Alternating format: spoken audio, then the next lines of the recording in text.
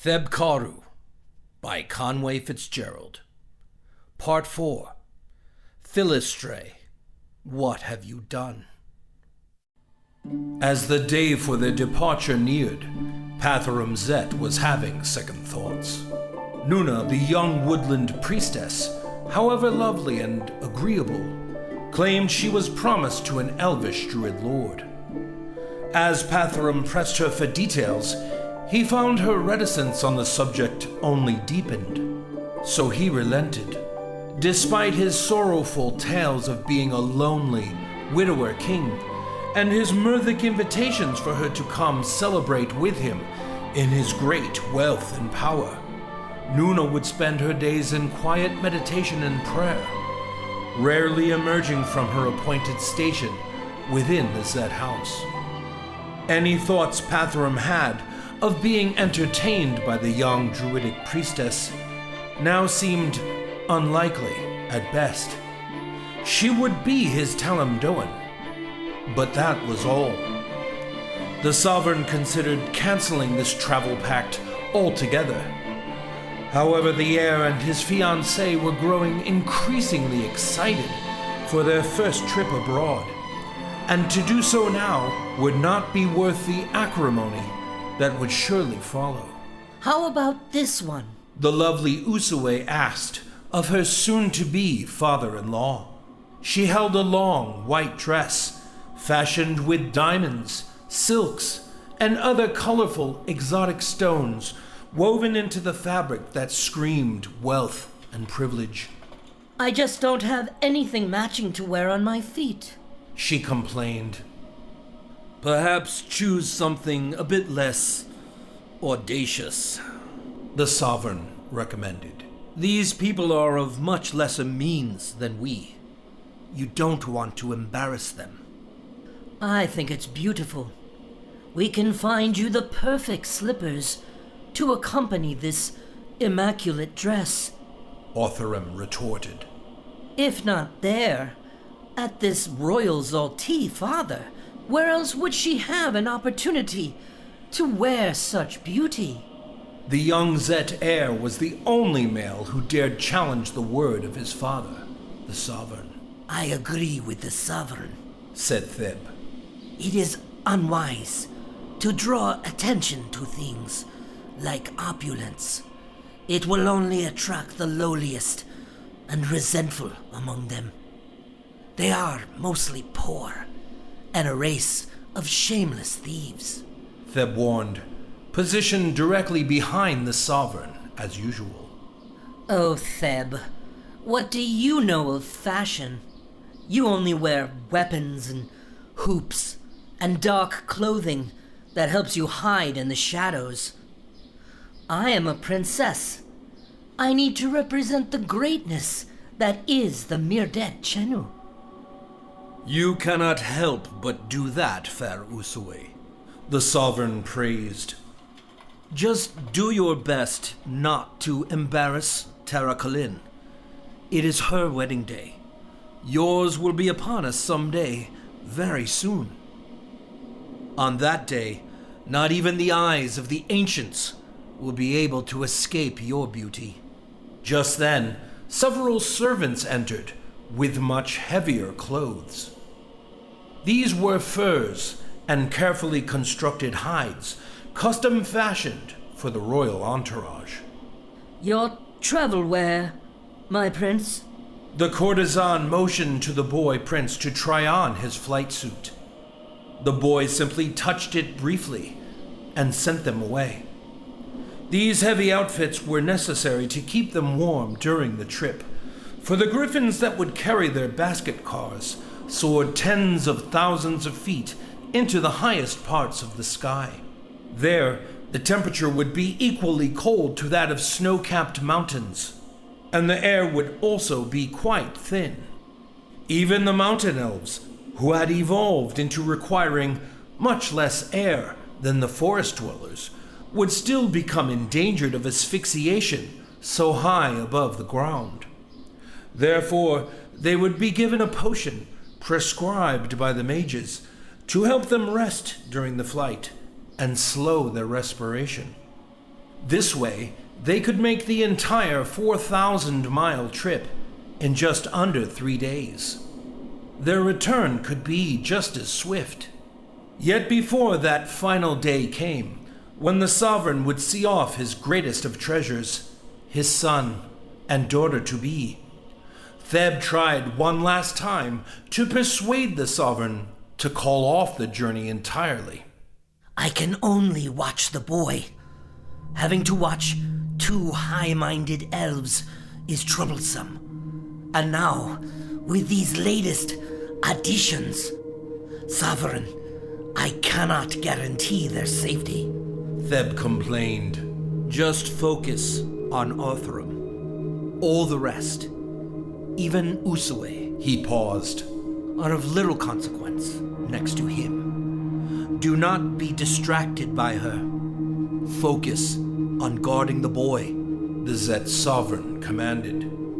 He grows in independence.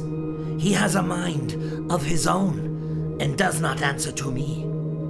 Being among so many strange people and creatures, this is beyond my capacity. I highly doubt that, Thelb. You are a true talent, and I am pleased to know you are my son's sole guardian. I trust you more with this task than I would myself. Do what you must. Act however you feel is necessary to preserve the boy's safety. Anything you choose to do, I will support your decision. Patharum promised. Keep him safe. Try to keep them together as much as possible. That is your mission, he commanded. The morning of the great flight finally arrived. There was tremendous fanfare outside the court of the sovereign. Nuna sat quietly beside Patharum Zett as he waved to his son and daughter-to-be. Usiwaei and Arthurum were bundled in furs as they climbed into the small basket carriage. The carriage was made of strong, dried vines from the tallest mountain banyan trees within the ancient kingdom. The carriage containing the royal couple and Thelb Karu was also the heaviest, as its roof was fitted with the numerous royal gifts and all the decadent wardrobes they both required to display their wealth and power during their short visit. Once inside the carriage, the harness attached to the roof was strung with a mithril cable, which was then affixed to a latch fastened with a strong leather hoop. The hoop was then hoisted into the air, awaiting the powerful grip of the kingdom's mightiest battle griffin. Drink this, now, Thelb commanded. He handed them the potion the mages had prescribed. They each took large sips from the bottle. That will do, Thelb told them. His previous experience with apothecary made him aware of the dangers of overdosing. The two then snuggled together under another heavy bison blanket. Thelb then motioned to the valet that they were ready. He himself did not bother with any of the pre-flight preparations, as his training as a beat-on tout made any concern for his own discomfort unthinkable. A massive screech emanated from the mountain sky, then another. As the mountain horn blew and the gathered well-wishers cheered, the massive griffin flew by and thrust its powerful talons through the waiting hoop. As it flapped its awesome wings and ascended quickly into the air, the hoop tightened around its talons and hoisted the basket high into the air. Thelb would not allow himself to fall unconscious for very long during the air voyage. When the griffins finally touched down on solid ground to rest, he made his way out of the basket and attempted to defrost. While the griffins rested, Thelb also laid for hours in the warm sunlight to survive the trip. There were 3 griffins and 3 carriages. In the other 2 carriages were members of Grey noble families, 2 Mirdet mages, a few armed guards, as well as a small contingent of servants. On the 3rd night of the trip, just as the light of dawn first appeared to the east, a flock of giant eagles approached and then surrounded the griffin squad. The birds exchanged calls of recognition, and then the giant eagles led the way to the landing area, just outside of the secret hidden paths within the forest, which led to Tel Suma. Tel Suma was not a city, nor was it a castle. It was an area of dense forest and religious sites that was protected by the tightest of secrecy. No creature was allowed anywhere near the area lest they be invited.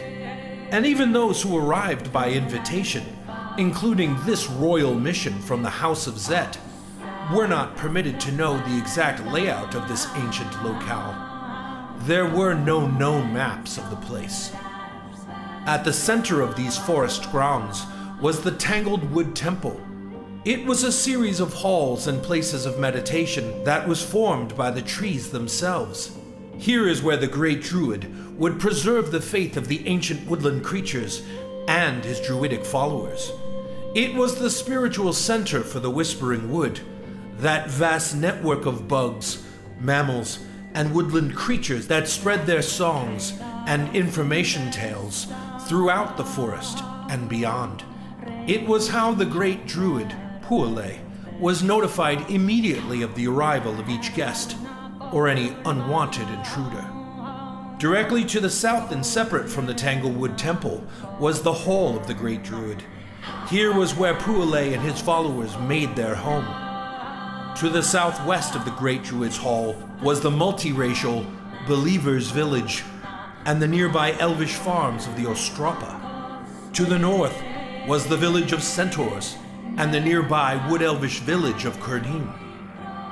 To the northeast was the Pixie Forest, home to the most beautiful flora and undiscovered life forms the known world had to offer. To the east was the Great Waterfall and the nearby hot spring of eternal life. Here, any ill was promised to be cured. And from this spring, the elves were said to be granted their long lives. To the southeast was the Keep of Karak.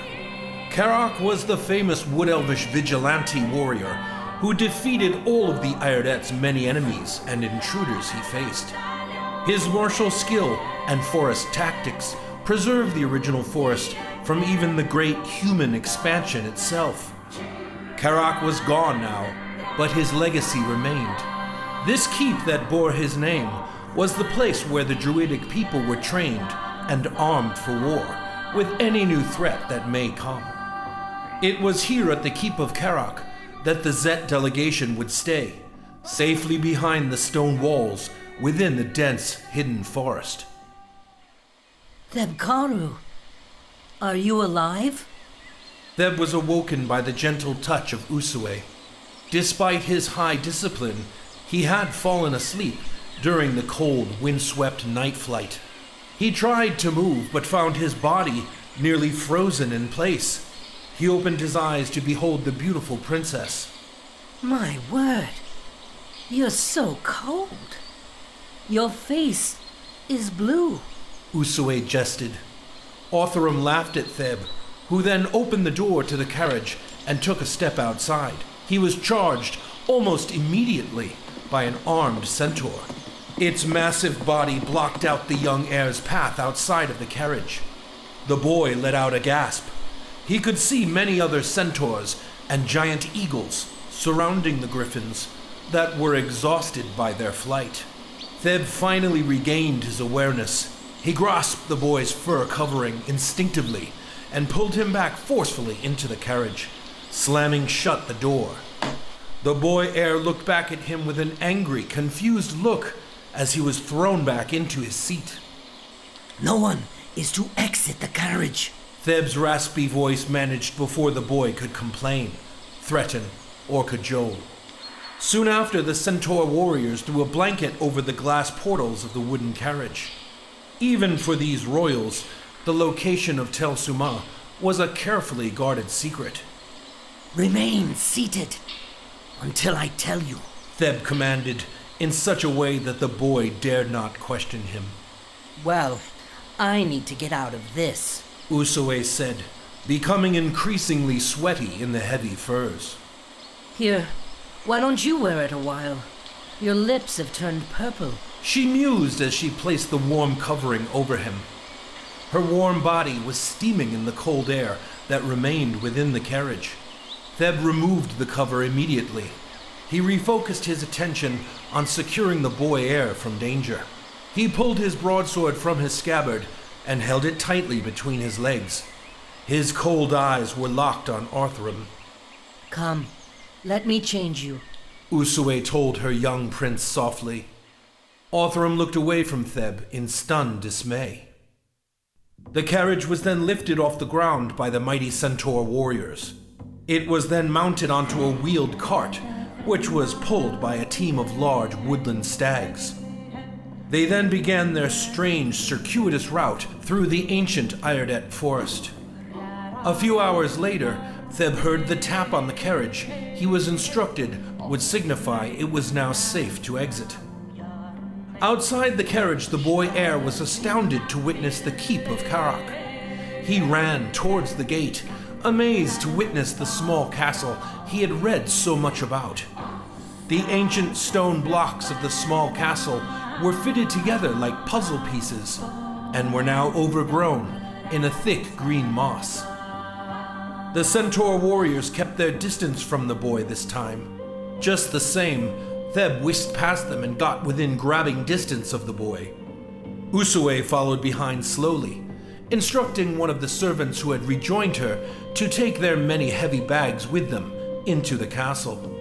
Now that the Mirdet mission were safely on these grounds, the centaurs had done their part and were soon dismissed by the leader of the keep's guard, the wood elven master warrior, Dugulwyn.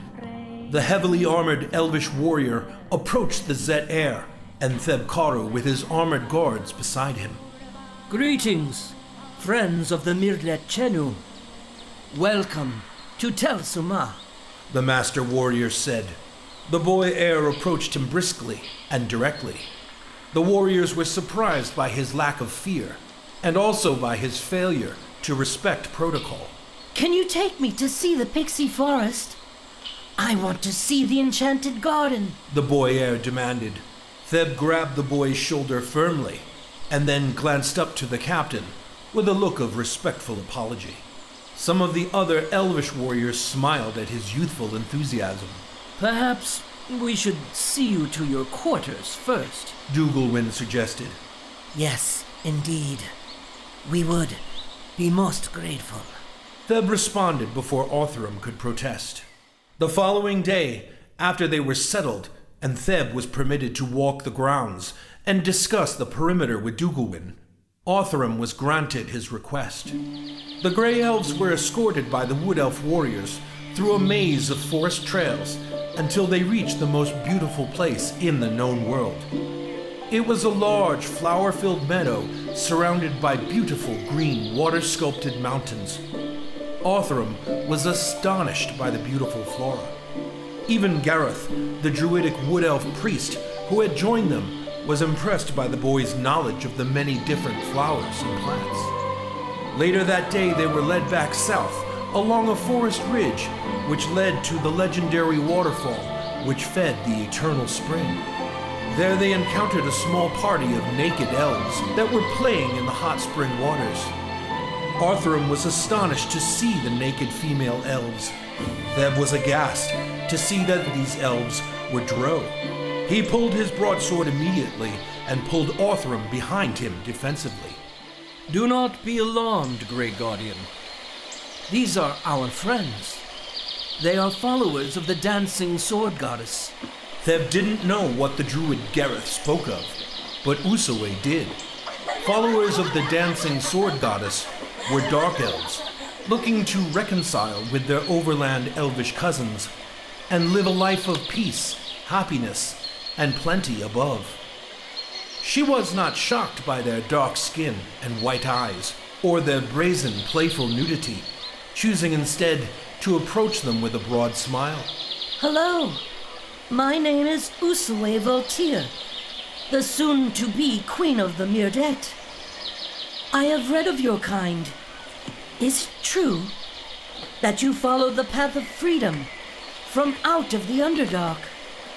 We do said the smiling dark elf priestess named Shayela. Come, join us, Usiwaei. This water is everything promised. There were 2 dark elf females and a lone Doiki male that accompanied them, bathing naked in the warm water. They all smiled with anticipation.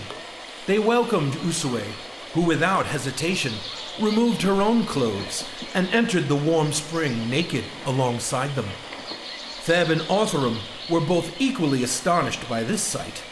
But unlike Thelb, Arthurum simply followed Usiwaei's lead. He stripped down and then jumped into the water to join them. Thelb remained clothed and dry on the gravelly shore, still stunned by this development. The naked elves laughed and played with the Myrdet royalty. While they played, Usiwaei looked back to Thelb, whom she caught admiring her immaculate naked body. That is what this celebration is about, Said the druid Gareth. ending old suspicions and reuniting our people as one. He said, distracting Theb's attention momentarily. The Restorer shall be a queen of all sorts. All will be one under her righteous leadership. He professed. Perhaps. As his eyes drifted away from the hot spring, where the heir and his wife-to-be bathed and frolicked, Thelb witnessed strange shadows moving in the forest. At first they appeared as mirages rising from the mist of the hot springs. But as he focused his trained gaze on the periphery of the scene, he was certain there were invisible humanoids lurking about this place. Arthurum, Usiwaei, come out of the water. Thelb demanded. Usiwaei could see his eyes were no longer on her. He now stared at the woods beyond. He had restored the gaze of the Bidan Tout upon them. He sensed danger.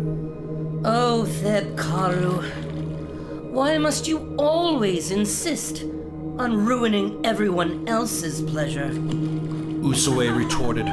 The naked group of bathing elves laughed joyfully at her response. Out, now! Thelb said sternly. His eyes were now focused on the wooded ridge on the opposite side of the steaming pond.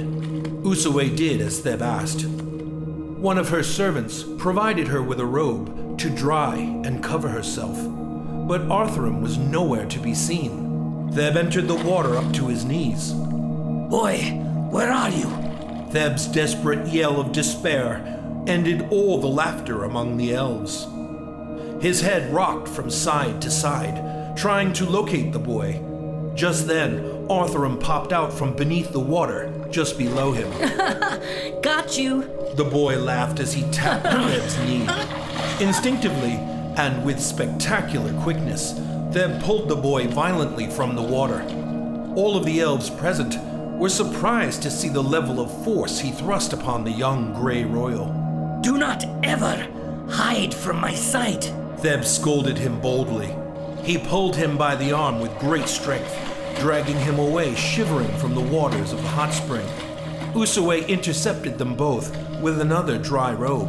She moved Thelb back forcefully as she covered the sobbing boy.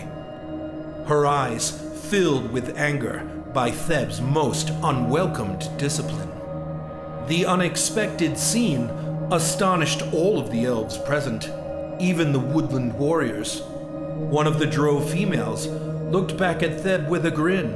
She telegraphed her admiration for his stern, masculine behavior. It was very rare among their kind. That evening, Usiwaei coddled the boy heir until he fell to sleep. All the while, Thelb Karu loomed just outside their bedchamber. When Arthurum had finally succumbed to deep sleep, Usiwaei approached Thelb with one finger over her immaculate lips. She drew curtains that might offer additional privacy for their conversation. You should know. Gaidept and Murak Turba have already left, back for the Myrdet to report your actions to the Sovereign. She warned. Those were the 2 mages that had accompanied the mission up to now. I am unconcerned. Thelb replied stoically. Usiwaei scoffed at Theb's brazen overconfidence. What makes you think you can handle the Zett heir with such violence? You have insulted our house before all the elves with that outburst. Pathorum, Zett, answered Thelb. Usiwaei looked at him with a confused glare. It is by order of the sovereign I do what I do. I am unconcerned by those mages. The sovereign demands that I protect the heir, exclusive of them, the nobles, and everyone else here, including you. Thelb proclaimed righteously. Usiwaei was going to protest, but then lost her words. She paused, and then she smiled. Once again, she prepared words that she felt needed to be spoken to Thelb. But then she stopped and thought better of it, and then joined the heir in his bedchamber. The following evening, the Mirdet delegation was invited to dine at the hall of the Great Druid to celebrate the morrow, the Royal Zaulti, and the fulfillment of their ancient woodland prophecy. Usiwaei wore her breathtaking white gem-encrusted dress and the dazzling white slipper shoes her young fiancé had promised.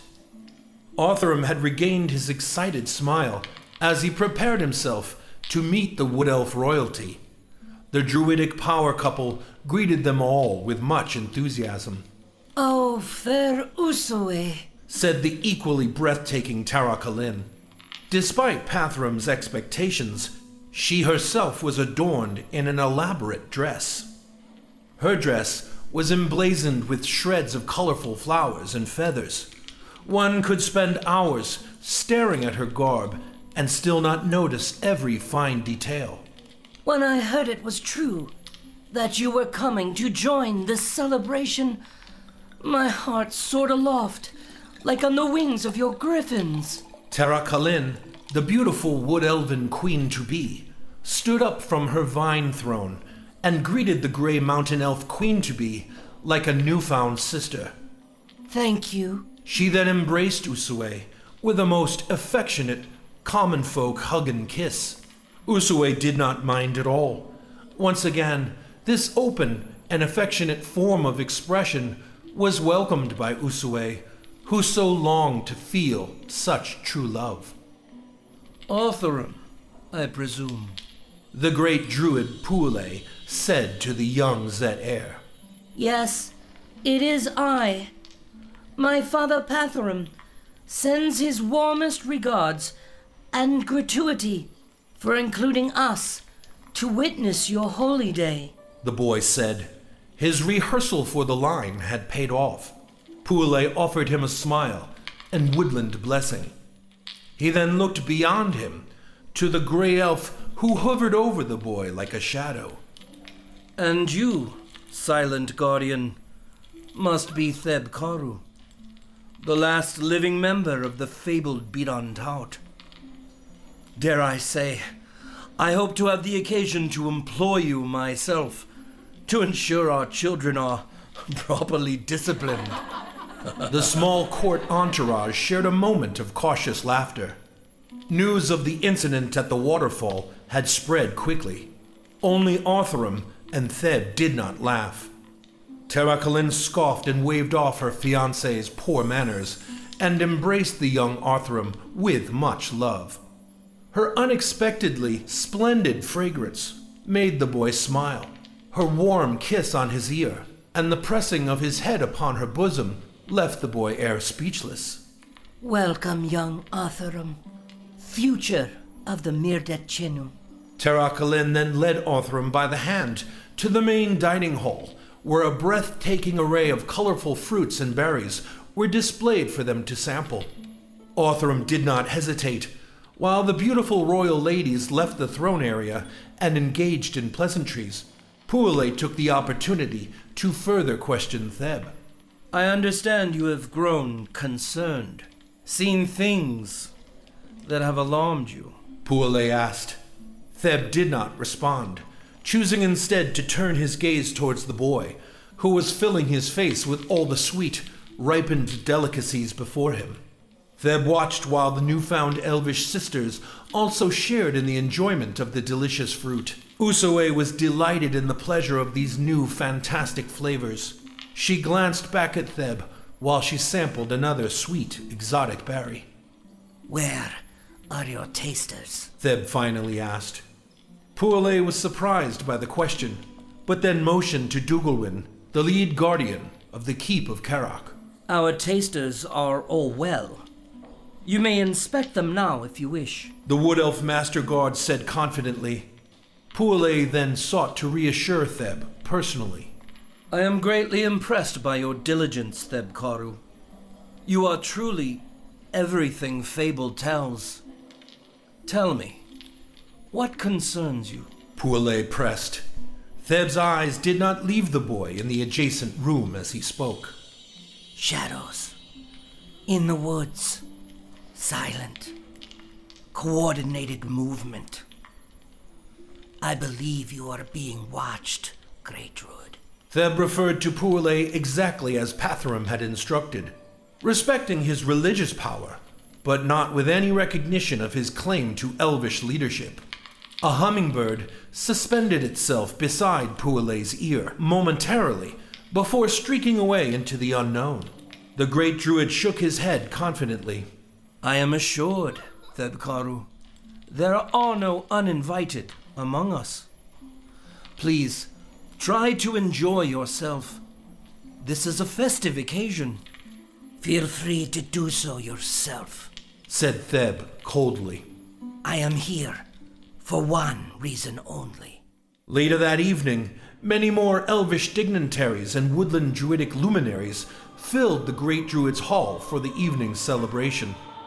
There was incredible food and drink, breathtaking music and dancing, spectacular light shows performed by elves, pixies, birds, and insects in perfect, rhythmic unison. The young Zett heir was ecstatic. This experience was turning out to be everything the young couple had hoped, and so much more. It was then Theb noticed more shadows exiting one of the southern passages, from where the servants had emerged. Theb pursued them instinctively, utilizing the skills he had mastered as a beat-on tout. Theb moved swiftly out of the main hall and into the south hallway. He swept past the many servants carrying dishes to and from the hall. Then he witnessed another shadow dip into an adjacent corridor. Theb followed. As he made the turn into the corridor, he collided with a drow-elf female. It was Fil'Estrae, the refugee from the Underdark, the subterranean home of the Doiki. As she impacted with Theb, the silver bowl of dessert she held was thrust upon her. Both she and the pudding tray she carried impacted together onto the stone floor. Theb did not speak. He simply looked upon the drow female with great suspicion. Excuse you, perhaps. The dainty dark elf offered her hand to him, to suggest he help her back up to her feet. Theb did not. Fil'Estrae then brought herself back to her feet, as some of the druidic servants cleaned up the mess that had been made in the hallway. Where are you coming from? Theb interrogated. The lovely young drow female looked disappointed as she tried to clean the white pudding from her dememony dress. I had created this dessert for the royal couple. They had just requested that I go fetch it. She motioned to the fallen tray. It is a delicacy, but now... She waved the servants off, suggesting they dispose of the fallen treat. It appears a wasted effort, she complained. Theb halted the servant holding the fallen platter, then stuck his fingers abruptly into the remaining pudding. Theb pulled some of the pudding out, using his fingers. Then he placed his pudding-covered fingers towards Fil'Estrae's mouth. Perhaps you'd like a taste, he said angrily. Fil'Estrae did not hesitate. She grasped Theb's hand gently with her own, and then began licking the pudding off Theb's extended fingers, quite provocatively. She licked and sucked on his fingers until every trace of the pudding was gone. Theb pulled his hand back slowly. The young drow beauty smiled at him. Is it true what they said about you? she asked seductively. She stepped closer to him. That you have been hurt? She thought of a compassionate word to describe his castration as her wet lips met his ear, and her soft, jet-black hand then made its way from his stomach down to his crotch. Thelb stared into her eyes and did not flinch as she touched him gently, feeling around for his missing phallus. Once she was convinced what she had heard was true, she removed her hand from his body. What a shame. You are such a beautiful, strong elf, she said, admiring him greatly. For a moment, Thelb was mesmerized by her beautiful drow face and her white, nearly opaque pupils. It was then Thelb realized he had let his watch of the boy slip for some time. Rather than pursue this embarrassing encounter any further, Thelb retreated quietly to the Great Druid's Hall. Later that evening, after the Zett heir tired of retelling his magical experience, reliving the many incredible events of the day and night with his wife-to-be and their servants, he complained of having an upset stomach, so he retired to their bedchamber.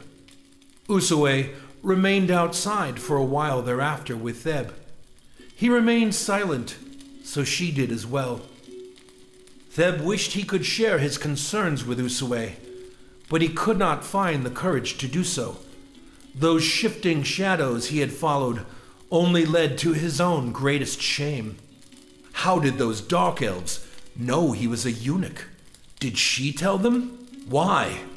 Despite his steely discipline to always remain calm, Usiwaei could tell he was still quite unsettled by something. But she dared not ask. There was so much that they both wanted to say to each other in that moment, but neither could speak a word.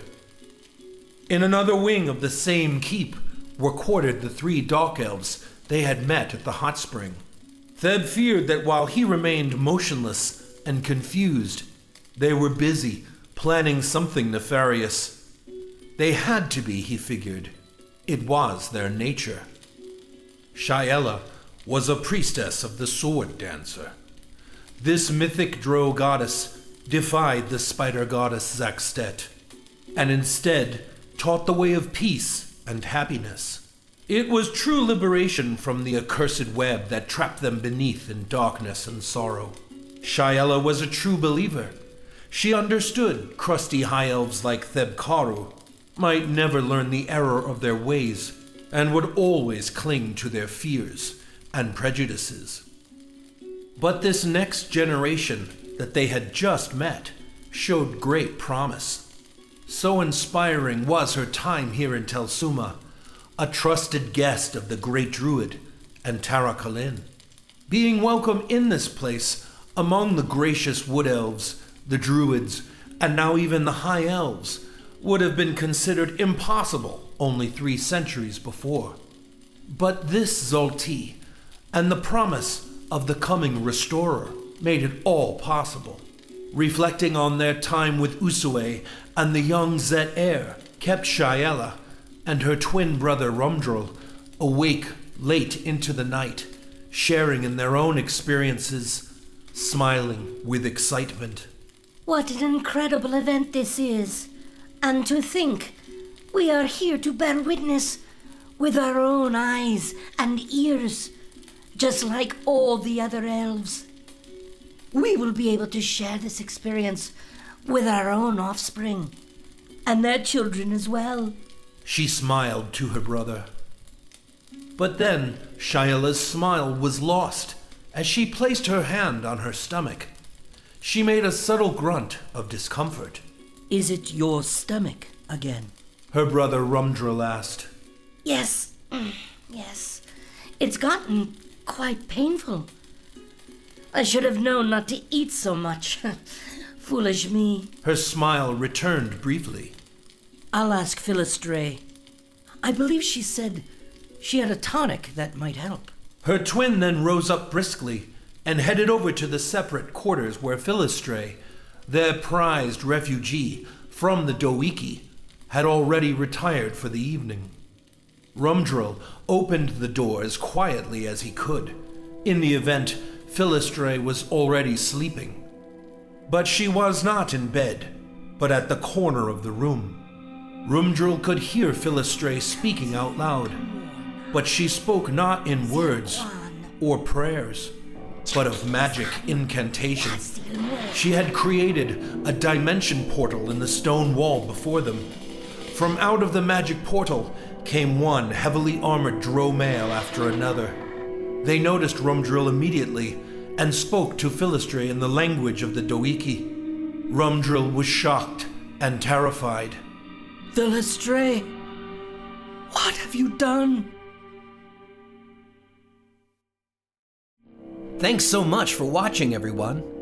If you haven't yet, please subscribe and ring the bell for notifications so you never miss an episode.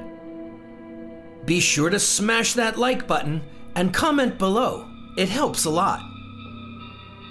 If you'd like to help me get this book published, please consider becoming a Patreon supporter. And as always, be sure to share this story with all of your friends on your favorite social media.